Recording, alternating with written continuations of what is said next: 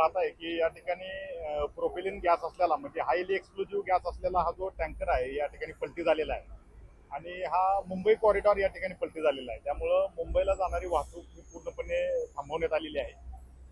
पण तीच वाहतूक आम्ही पुणा लेनच्या आधारे एक मार्गिका त्या ठिकाणी पुणा लेनची वापरून ती मुंबईसाठी आम्ही उघडण्यात आलेली आहे.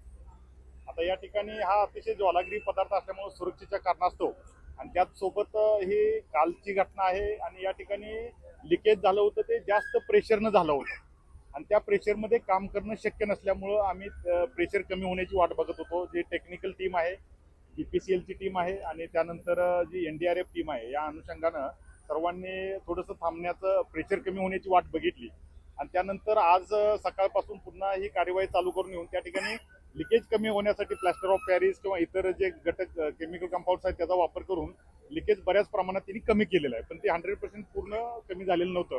त्याकरता नंतरचा टप्पा म्हणून या ठिकाणी त्यांनी जे पलटी झालेलं टँकर आहे त्यातील गॅस हा रिकाम्या टँकरमध्ये होस पाईपच्या आधारे तो भरण्यात आलेला एक टँकर आत्ताच भरून पूर्ण झालेला आहे. त्यानंतर दुसरे 2 टँकर आणखीन आलेले आहेत.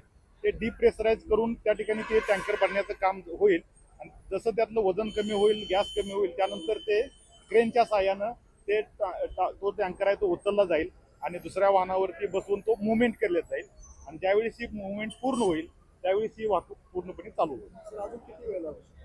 अजून सर्वसाधारणपणे एक 4 तासाचा अवधी लागेल असं टेक्निकल टीम कडून सांगण्यात आलेलं आहे. यामध्ये किमान 4 तासाचा अवधी लागेल. आपल्यापासून वाहनं अडकून पडली होती. टोल नाक्यावरती त्यांना काही प्रकारची सूचना दिल्या जात नव्हत्या. त्यांनी मोठी नाराजी वाढ मारली. यामध्ये रात्रीच्या वेळेस किंवा सकाळी सुद्धा आम्ही सर्वांना म्हणजे टोल नाक्यावरती सूचित करण्यात आलं होतं. त्याचबरोबर व्हॉट्सअप चॅनेल आणि त्यानंतर आमचे जे व्हॉट्सअप ग्रुप आहे, ट्रान्सपोर्ट असोसिएशन ग्रुप आहे, या सर्वांना सूचित करण्यात आलं होतं की या ठिकाणी वाहतूक कोंडी होते आहे. त्याचसोबत काही मेसेजेस आम्ही ब्रॉडकास्ट सुद्धा केले होते की वाहतूक कोंडी होत आहे तर या ठिकाणचा प्रवास तुम्ही टाळावा अथवा जे पर्यायी मार्ग दिलेले आहेत त्या पर्यायी मार्गाचा वापर करावा. सर, एवढी मोठी वाहतूक लोकशाही मराठी ऐका, पहा, जागरूक रहा.